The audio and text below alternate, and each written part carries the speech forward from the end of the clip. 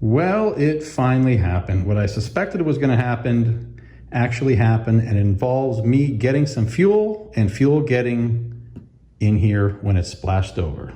Let's talk about it.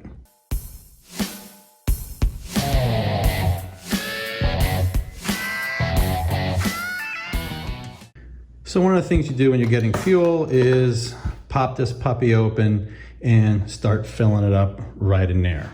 Well, that's common sense. No one needs to be told that. The problem is that this doesn't necessarily seal extremely well, and that creates a problem when you get any splash or back pressure that comes out of your tank while you're filling. So where do you think it's gonna go?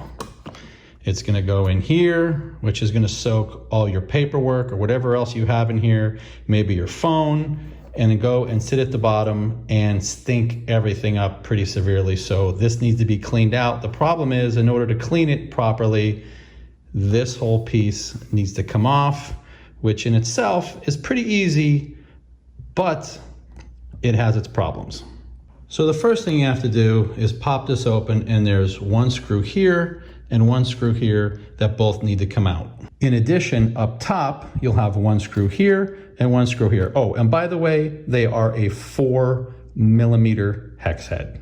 Then you're gonna have one screw on this side that holds this piece in, and one on the other, and that is your sixth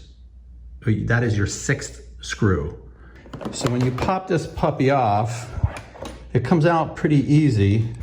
But that pouch right there is where you can see this discoloration. That's actually from the gasoline that was in there. I thought I got it all out, but I realized in order to fix it the right way, I had to take it all the way out, or clean it all the way, not really fix it. I really don't want to mess around trying to get this out or removing the whole thing. I feel as though that's unnecessary, although this piece comes out. But in doing so, of course, there's 6 of them, and one of them broke off for me. So I'm going to show you a little trick that I use to put these back in place when they are broken in half. When I say broken in half, well, this is what I mean, that they're broken in half just like this. Therefore, this top piece on the right is not going to hold the bottom piece, which needs to be in place at all. So we'll have a little trick to take care of that. The good part about this little pouch where your phone goes, that it's rubber and it's very cleanable, is, let me show you something on the bottom corner. Right there, you'll see in the center of the screen, and I'm a little shaky because I'm holding this at the same time, there's a little weep hole. So if any water builds up in there, and by the way, water will build up in there, it has somewhere to drain out.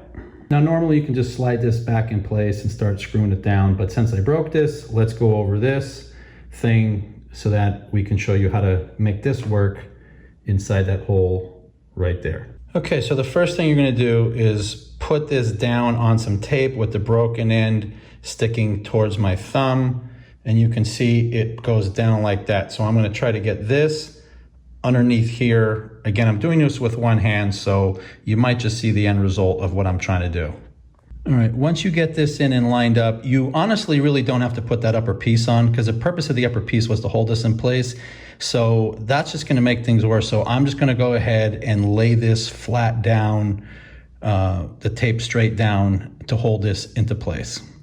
Okay, hopefully it'll look something like this.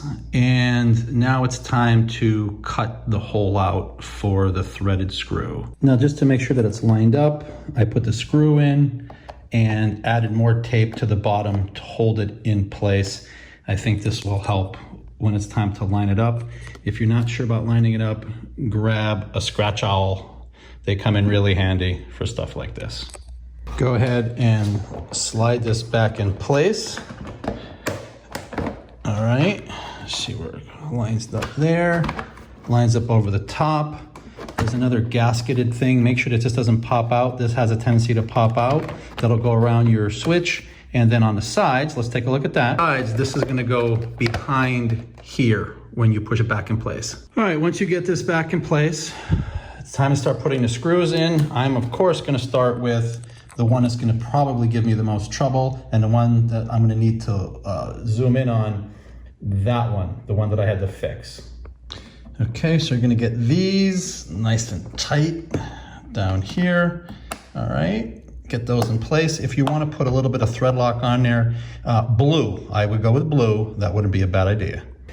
Okay, I would definitely make these two the second. So this will be 3 and 4 that you put in. Again, use these as the first ones to put in, then 3, 4, and then 5, 6, because it's easy to manipulate this to put this front end in place. So I would save these right up here in the front for last.